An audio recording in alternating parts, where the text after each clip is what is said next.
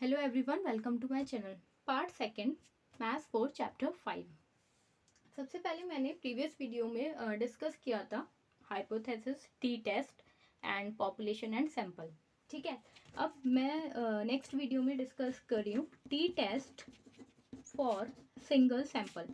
सबसे पहले जो हमने टू फॉर्मूले यूज़ करे थे वो थे हमारे सिंगल सैंपल के लिए। ठीक है, अब ये देखो मैं यहाँ पे लिख लेती हूँ, एक बार रिकॉल कर लेते हैं। T is equal to X bar minus mu upon capital S by root N. ठीक है, और एस हमारा था यहाँ पे root summation of X minus X bar का whole square upon N minus one. अब देखो यहाँ पे क्या करना है आपको, v is equal to D F is equal to N minus one, यानी कि इसमें जो d है हमारा, अब इसमें देखो n माइनस वन हमारा ये होता है df, जो मैंने लिखा है ये है डिग्री ऑफ फ्रीडम। मैं इसे थोड़ा और अच्छे से लिख देती हूँ, डिग्री ऑफ फ्रीडम, जिससे आप कंफ्यूज ना हो। ठीक है, आगे मैं df ही लिखूंगी तो आप देख लेना। तो df is equal to n minus one, यानी कि ये डिग्री ऑफ फ्रीडम है। ठीक है, तो इसे हम डिनोट करेंगे ऐसे n माइनस वन, और म्यू हम ऐसे यूज कर सकते हैं। k जो होगा हमारा, और ये भी हो सकता है mu is equal to n minus K. क्या है, इंडिपेंडेंट कांस्टेंट है। अब ये था T test for single sample के लिए। टी टेस्ट कहाँ पे यूज होता है, मैं फिर से रिकॉल करा रही हूँ, when the sample is less than 30। फिर आता है हमारा T test for two sample mean. जब हम पे सैंपल जो होगे वो टू होगे, तो उसका फॉर्मूला होगा T calculated is equal to X bar minus Y bar upon S into under root one upon N one plus one upon N two. ठीक है, मैं अभी थोड़ा फॉर्मूले लिख दूं, फिर मैं इसके ऊपर क्वेश्चन कराऊंगी। तो टी कैलकुलेटेड का फॉर्मूला है X bar minus Y bar और by S into root one upon N one plus one upon N two. ठीक है, एक्स बार और वाई बार यहाँ पे क्या है, एक्स बार क्या है, मीन है हमारा एक ऑफ सैंपल वन का, और वाई बार है हमारा मीन ऑफ सैंपल टू का। ठीक है, और एन वन जो है हमारा एंड एन टू, ये क्या है, साइज है। N one and N two are the size of sample one and two respectively.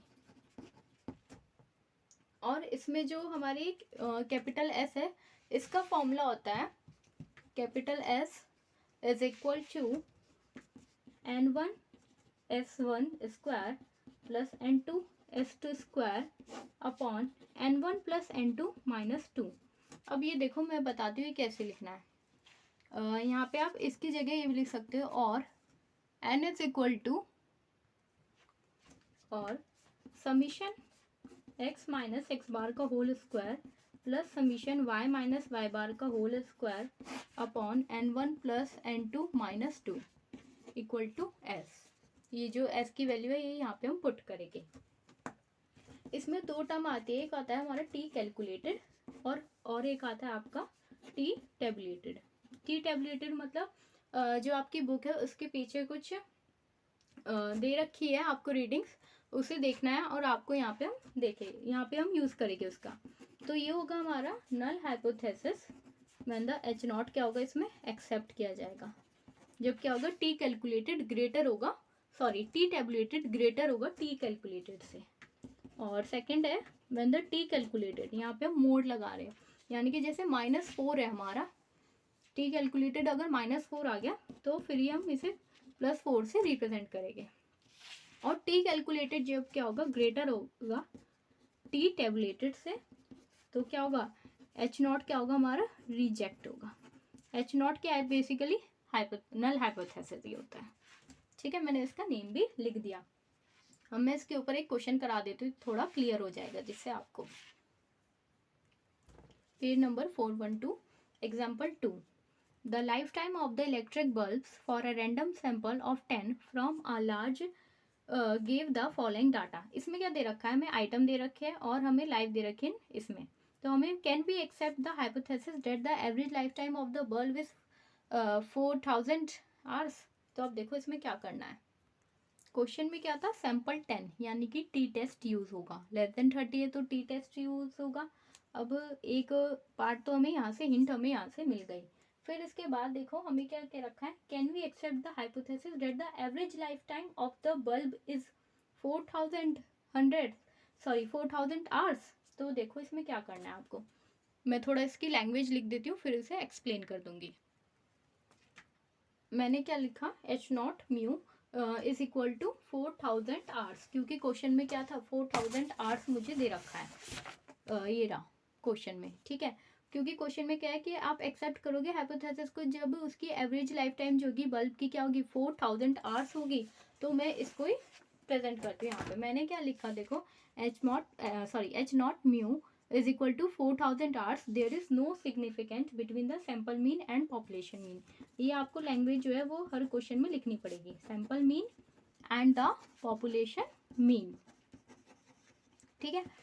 First line तो आपको ये लिखनी है। फिर हम लिखेंगे h1 mu is not is equal to the 4000 hours. देखो अब मैंने क्या करा, यहाँ पे नॉट इक्वल टू ले लिया, तो ये क्या हो गया हमारा केस, टू टेल्ड हो गया। टू टेल्ड वाला ही केस हो गया, मैंने फर्स्ट वीडियो में बताया था इसके बारे में। अगर आपने नहीं देखी है तो पहले आप वो देखो, ठीक है। मैं आपको एक बार शो भी कर देती हूँ। मैंने यहाँ पे लिया था mu is not is equal to mu naught, that is two tailed, तो मैंने यहाँ पे वही लिखा है, ठीक है। अब यहाँ पे देखो क्या करना है, तो पता चल गया सैंपल का जो हमारी सैंपल क्या था, सैंपल का साइज जो हमारा वो 10 है, यानी कि 10 है तो हम टी टेस्ट यूज करेंगे। तो मैं यहाँ पे लिख देती हूँ टी टेस्ट। तो टी का इसका फॉर्मूला क्या था टी टेस्ट का, ये है हमारा सिंगल सैंपल के लिए, तो T is equal to X bar minus mu upon S by root N. Question में जो है हमें स्टैंडर्ड डेविएशन जो है वो नहीं दे रखा, ठीक है, तो हम रूट एन यूज करेंगे। अगर स्टैंडर्ड डेविएशन हमें क्वेश्चन में गिवन होता तो हम क्या लिखते, एन माइनस वन, ठीक है। एन की जगह क्या लिखते, एन माइनस वन।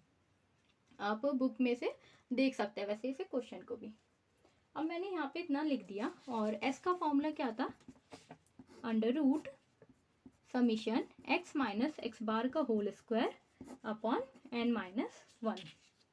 अब एन क्या है, सैंपल का साइज क्या था 10, तो हमें एन की वैल्यू यहाँ से मिल गई। एन की वैल्यू क्या आई आपकी 10 आ गई। तो सबसे पहले मुझे क्या करना पड़ेगा, कैलकुलेट करने वाली एस की वैल्यू, और फिर मैं इसमें पुट करूँगी। तो चलो सबसे पहले हम क्या करते हैं, एस को कैलकुलेट करते हैं। इसमें जो हमारी एक टेबल थी मैं वो पहले इसको बना लेती हूँ। यहाँ पे एक्स आइटम था और लाइफ था हमारा आर्स में, तो एक्स ले लिया और मैंने एक्स माइनस एक्स बार और एक्स माइनस एक्स बार का होल स्क्वायर, क्योंकि मुझे इसकी वैल्यू चाहिए तो मैंने क्या करा, इसको पहले ऐसे टेबुलर फॉर्म में कन्वर्ट कर दिया। तो इसकी वैल्यू आ रही है आपकी 4.2। मैं आपको एक बार शो कर देती हूँ, बुक में है हमारा एक्स सी हो गया हमारा ये रहा, तो 4.2, 4.6, 3.9 एंड दिस। तो फिर मैं यहाँ पे इसे लिख लेती हूँ जरा। मैंने लिखा यहाँ पे 4.2, 4.6, 3.9, 4.1 and 5.2,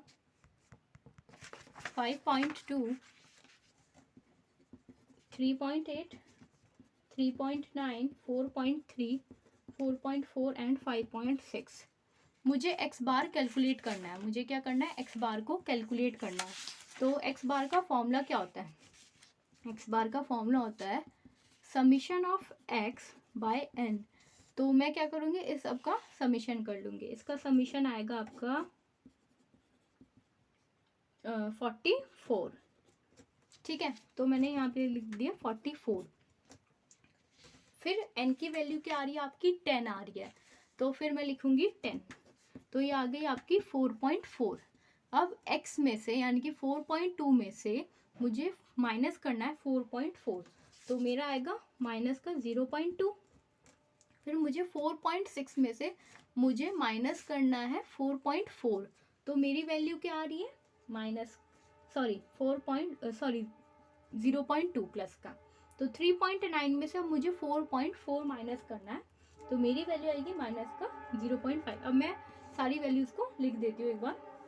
minus 0.3, 0.8 minus 0.6 minus 0.5 minus 0.1, 0 and 1.2। ठीक है, अब मुझे क्या करना है, इसका स्क्वायर करना है, तो मैं इनका स्क्वायर भी यहाँ पे लिख लेती हूँ।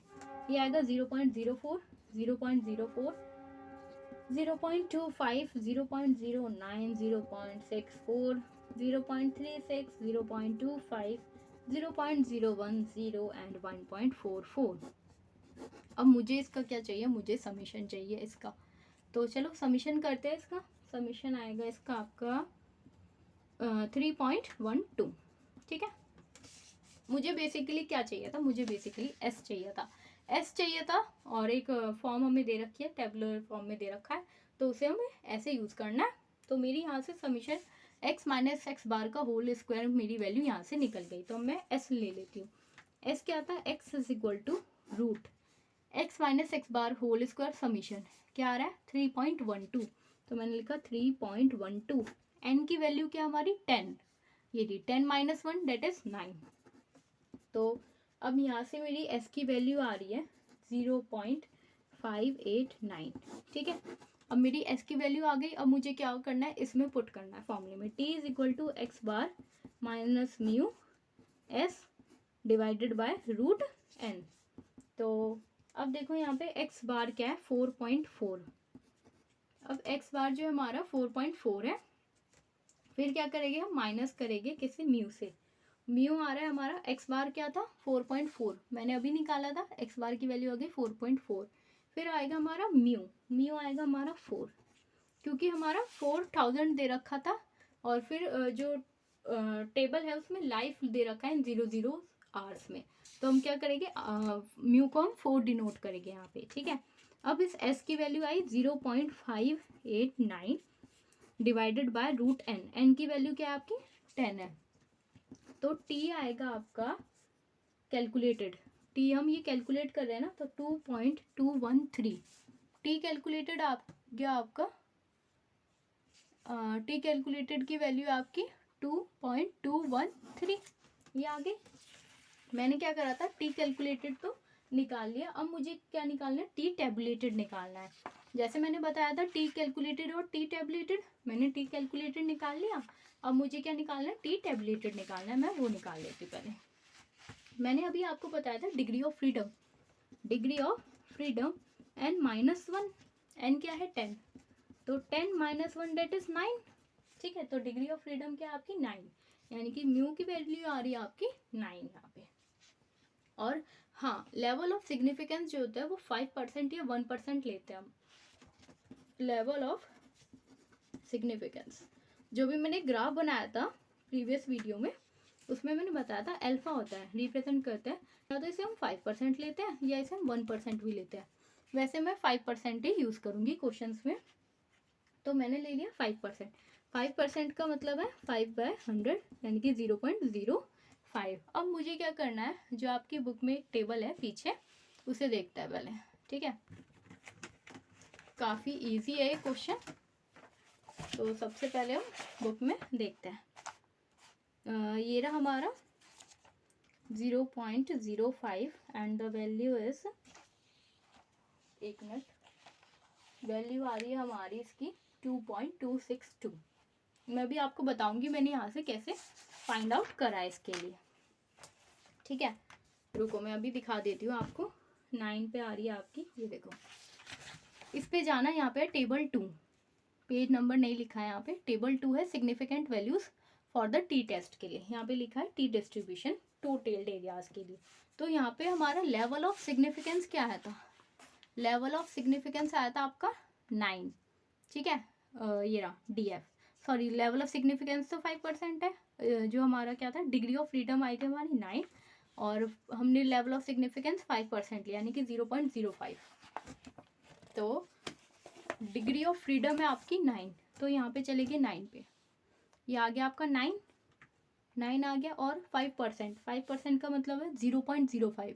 तो अब हमें 9 से 0.05 पे देखना है, यानी कि ये वैल्यू आ रही है आपकी, देखो एक और बार, 9 पे DF आ गया, यानी कि डिग्री ऑफ फ्रीडम आ गया आपकी 9 से हमें देखना है 5% पे, मैंने यहाँ पे लिख भी रखा है, तो 9 से चले हम 2.26, ठीक है। तो मैं अभी यहाँ पे लिख देती हूँ डायरेक्ट, ये आपको टेबल जो होगी वो गिवन होगी पेपर में। तो यहाँ से मैं लिख देती हूँ टी टेबुलेटेड की वैल्यू आई आपकी 2.26, ये आ रही है 2.21 और ये आ रही है आपकी 2.26। तो अब आपको पता ही है टी कैलकुलेटेड और टी टेबुलेटेड। तो टी टेबुलेटेड ग्रेटर है टी कैलकुलेटेड से, क्योंकि ये 2.21 और ये 2.26 है। तो टी टेबुलेटेड क्या है, ग्रेटर है किससे, टी कैलकुलेटेड से। आई होप आपको समझ में आ ही रहा होगा, ठीक है। तो इसका मतलब क्या होगा, जो एच नोट होगा वो हमारा एक्सेप्ट होगा, एच नॉट इज एक्सेप्टेड, क्योंकि मैंने यहाँ पे बताया था when the t tabulated is greater than the t calculated then h not is accepted. Okay, फिर आपको एक लाइन लिखनी होगी नेक्स्ट, मैं यहाँ पे लिख देती हूँ थोड़ा, वो आएगी आपकी average life time could be 4,000 hours. If your concepts are clear now, then don't forget to like, share and subscribe my channel. Thank you.